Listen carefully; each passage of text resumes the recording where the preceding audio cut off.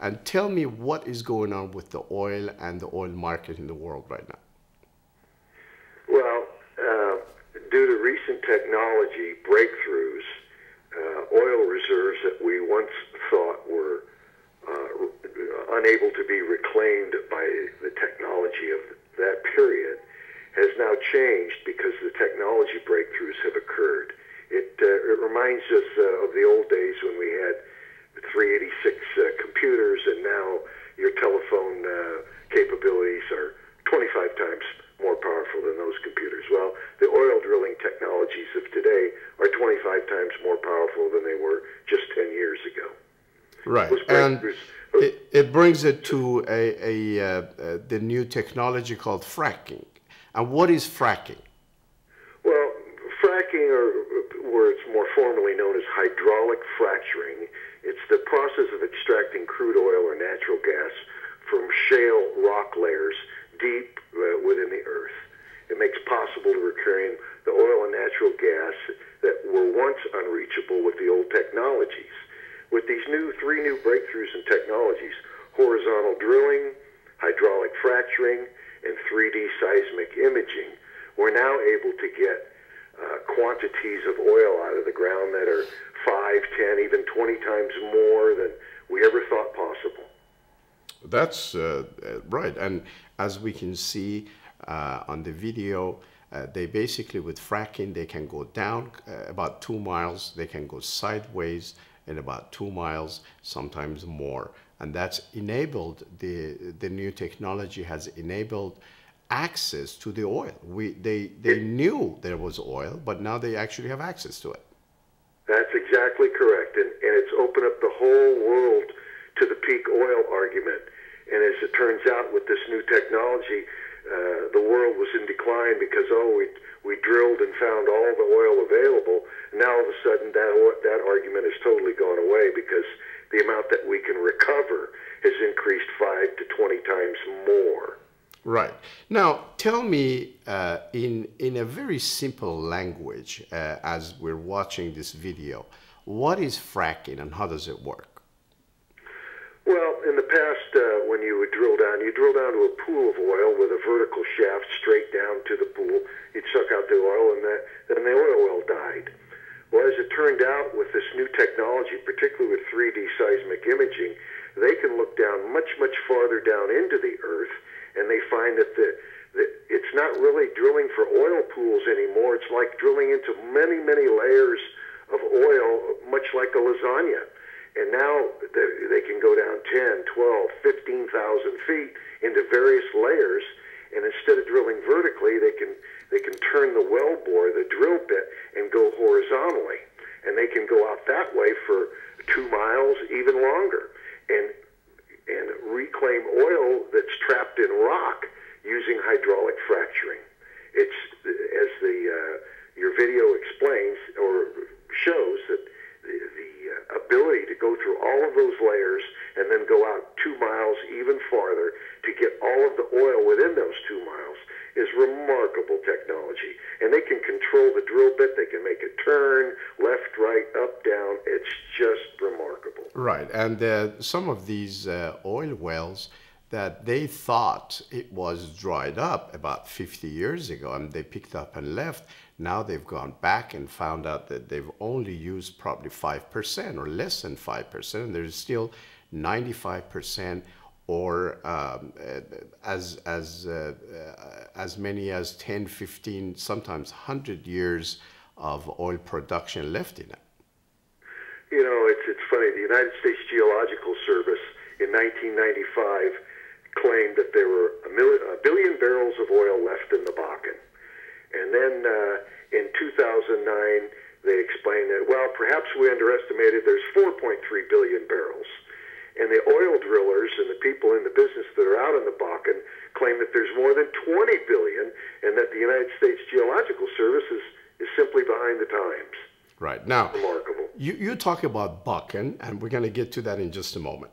Now, so tell me, where is the activity in these areas, and where are these fracking happening? And there is a video that we have that we will show that will show how many oil wells were initiated in 2010? Is that tell us about that? Well, when they first started to employ this technology about 5, 6, 7 years ago in North Dakota and Montana, they started drilling and experimenting and developing the technology. And then when they actually found out the best way to do it, perhaps 2 or 3 years ago, the level of activity around 2009, 2000 increased. Instead of drilling 5 or 6 wells per year, they're drilling hundreds of wells per year. As a matter of fact, it's estimated that the 3,500 wells they've drilled in the last 4 years, they have 35,000 more wells to drill in the coming 16 to 18. I'd like to discuss what I discovered here at Platts, which is owned by McGraw-Hill. It's a reporting company involved with the oil and gas industry. It's pretty much the Wall Street Journal of the oil and gas industry. And I'm reading about a August 5th, 2012 press release in which they were talking about North Dakota. This Lynn Helms is the director of North Dakota's Mineral Resources Department. Had an interview by Platts Energy Weekly on television, in which he described North Dakota is the U.S. number 2 producing oil state, having leapfrogged over Alaska in March of 2012 and California a few months before that.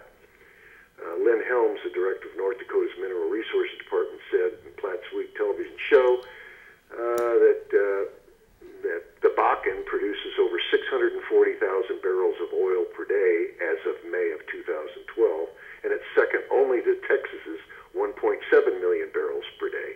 But Helms emphasized that oil production in Bakken is consistently increasing by 15 to 20,000 barrels per day every month, and that thousands of additional wells will be drilled in the coming years. We're seeing back-to-back 5% increases in production, Helms said, and we've got 35,000 wells left to drill in the Bakken Reserve. Right. This is just one area. This is just one area just one area. Just one area of the whole 3.79 million square mile of U.S. There is many areas that have oil, and this is just one particular area. So opportunity for 19,000 acres in western North Dakota, northwestern South Dakota, and eastern Montana in the Bakken. And then over in the Green River, the greater Green River Basin in Wyoming, you've got 18,600 acres to drill there. And then over in the Denver-Julesburg Basin, you've got 5,000 acres in Colorado, southwestern Nebraska, and southeastern Wyoming. Have another 4,800 acres in the Bighorn Basin of central Wyoming. And then in the Wind River Basin over there in central Wyoming, you have 4,300 acres. And another 4,000 acres in northeastern Wyoming in the Powder River Basin.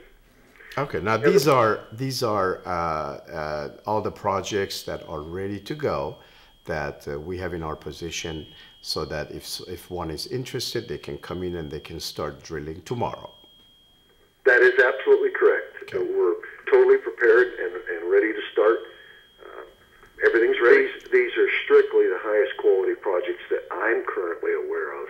They center around the Rocky Mountain basins that you'll see on that map. They're all drill-ready projects. They have known reserves, oil-in-place reserves, and all are large in size and scope. Okay. Well, this is perfect, and thanks for covering all this. Now, why not green energy? What's going on? President Obama is pushing for green. Everyone else is pushing for green, and suddenly we are talking about a business that's really booming in the U.S. that has nothing to do with green. So what's up with that? Well, the green technology is currently not economically profitable. So the government has taken upon itself to subsidize that source of energy. The current level of technology is as such that it cannot economically compete with oil and gas. There are environmental concerns. The EPA was ordered by Congress to conduct a big EPA study, and they were due to bring that out at the end of 2013. 2012. I'm reading their press release dated the 21st of December of 2012, in which they say, sorry, we're not done. It'll be 2014 before we are done. But in that study, they're going to separate some of the environmental claims against oil fracturing versus their scientific realities that they discovered. Unfortunately, it's going to take a year and a half or two longer than what it was originally estimated to take. Okay. John, thank you so much for being on the show. Well, thank you for having me. Thanks. Have a great day.